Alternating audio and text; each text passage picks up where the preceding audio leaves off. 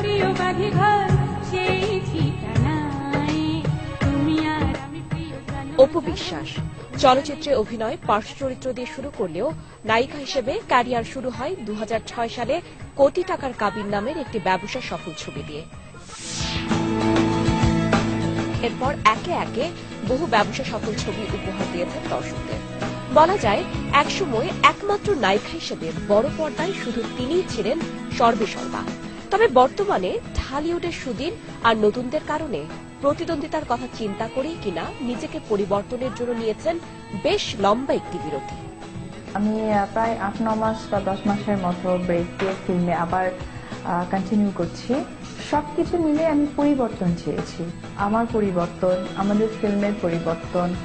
আর এই পরিবর্তনটার মানে হচ্ছে একটা সুন্দর কিছু করা, একটা সুন্দর কিছু উপহার দেওয়া দর্শককে।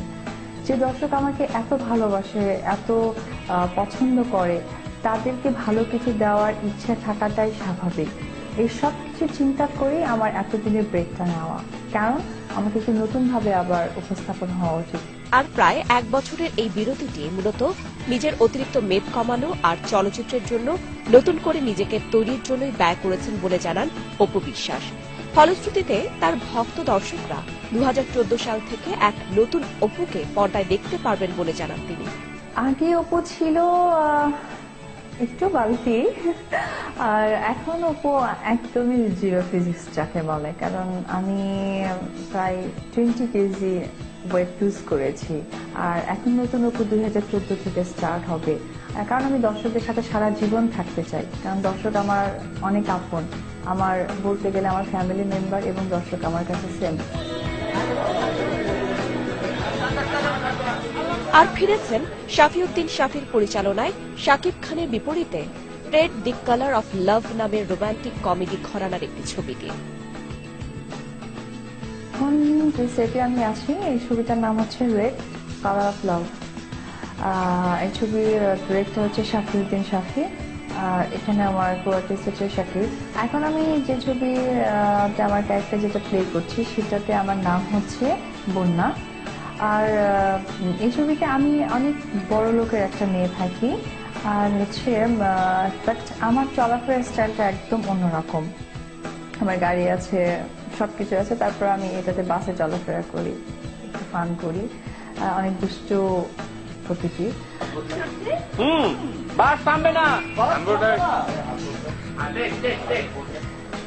বর্তমানে ঢাকাই ছবিতে নবাগতা নায়িকাদের আগমনের বিষয়টিকে ইতিবাচক বলে জানান অপু বিশ্বাস, এবং নিজের সেরা সময়ে একটি ঢালিউডি ছবিতে কাজ করে যাওয়া এবং প্রতিযোগিতার অভাবের কারণে নিজেকে সেভাবে পরিবর্তনের সুযোগ পাননি বলে জানান তিনি।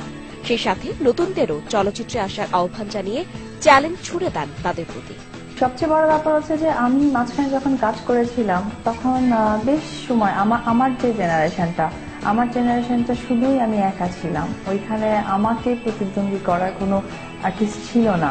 আমার কাছে মনে হয় যে কম্পিটিশন না থাকলে ভালো বা মন্দ যাচাইটা করা যায় না।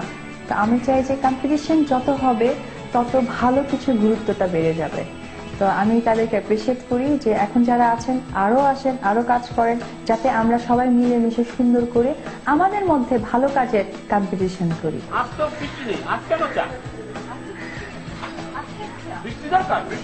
অপুর দীর্ঘ বিরতি আর নতুন রূপে ফিরে আসার কারণেই পরিচালক শাফিউদ্দিন শাফি অপু সাকিব জুটিকে নতুনভাবে উপস্থাপন করছেন বলে জানান, যেখানে ভিন্ন ঢঙের গল্প, গান আর অ্যাকশনের কারণেই দর্শক তাদের জুটিকে দেখবে ভিন্ন আঙ্গিকে। সাকিব অপু পরীক্ষিত হিট জুটি। আমি এর আগে 5-6টি ছবি ওদেরকে নিয়ে বানিয়েছি, মাঝখানে কিছু বিরতি দিয়েছি। আবার ভাবলাম অপু বিশ্বাস এখন সাকিব এবং অপু বিশ্বাসকে নিয়ে আরেকটা ছবি বানালে দর্শকরা হয়তো আবার নতুন ভাবে নেবে, কারণ সাকিব অপু অনেকদিন যাবৎ মাঝখানে বিরতি রয়েছে। এই চিন্তা থেকেই ওদের দুজনকে জুটি করেছি। একটা ভিন্ন ধারার, ভিন্ন স্টাইলের, দেখা গেল একটা রোমান্টিক ছবি উপস্থাপনার কারণে এটা ভিন্ন হয়ে যায়। একটা ভিন্ন উপস্থাপনা, একটা ভিন্ন আঙ্গিকের এই ছবি, এবং রয়েছে চমৎকার সুন্দর সুন্দর গান, রয়েছে কিছু অ্যাকশন দৃশ্য। এদিকে নিজের ভবিষ্যৎ কাজের পরিকল্পনা নিয়ে অপু বিশ্বাস জানালেন, এখন থেকে বেছে বেছে বছরে 6টি ছবিতে অভিনয় করবেন, যাতে তার ভক্ত দর্শকদের আরো ভালো ছবি উপহার দিতে পারেন এবং সেই সাথে দর্শকদের প্রতিও তার কৃতজ্ঞতা স্বীকার করলেন নির্দ্বিধায়। আর একটা ব্যাপার হচ্ছে যে আমি ঠিক করেছি, ডিসাইড করেছি যে বছরে 6টা ছবি বেশি করব না, কারণ প্রত্যেকটা ছবি অনেক সময় নিয়ে করব, অনেক যত্ন নিয়ে করব, অনেক সুন্দর করে করব। Action! Got it.